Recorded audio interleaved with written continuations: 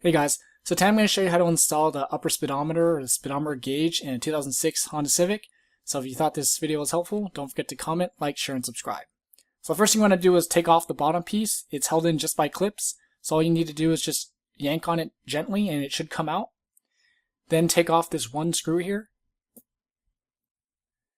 Once you do that, you can take off first you want to make sure that your tilt steering is all the way down. Then what you can do is take off this piece here, the top piece that covers the gauge cluster. And this is just now held in by clips. So just pull on it lightly and it should pop up. And then work it out of the car. And then unplug the one plug there. Then what you want to do is move your shifter all the way down. So you want to pop that piece out. Use your flathead, push the white button down, and then you can move the shifter out of the way. Now take this piece out with your screwdriver, or a trim tool set would be a lot easier. Just be careful if you're using a screwdriver not to damage the plastic. If you want to use a rag, you can, but I find it just makes it harder, so just be careful. Once you take that out, then there's two screws in there that are actually holding the head unit, that whole piece in place. So you got to remove these two screws, bolts. It's an 8mm. You can use an 8mm socket to get them out. Once you've done that, then trim tool would be easier here. But use your flathead and gently pry the whole unit out. It's just held in by clips now. So you should be able to pull the whole unit out like that.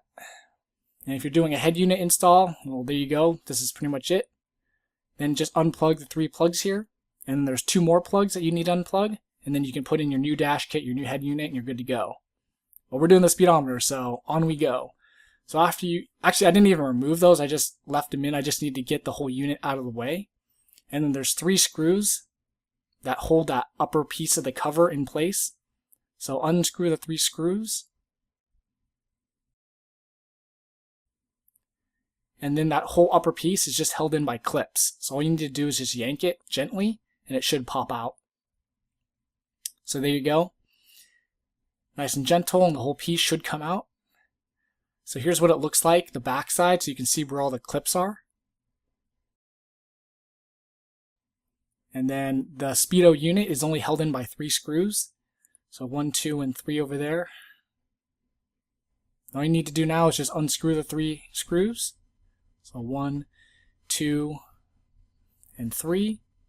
And then that's basically it. One plug that holds the, gives the data from the ECU.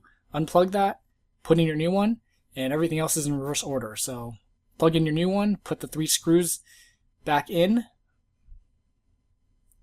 and then put this whole piece back on. And like I showed you, it's just a bunch of clips. So line it up correctly, and then just give it a gentle shove, and they should clip back in.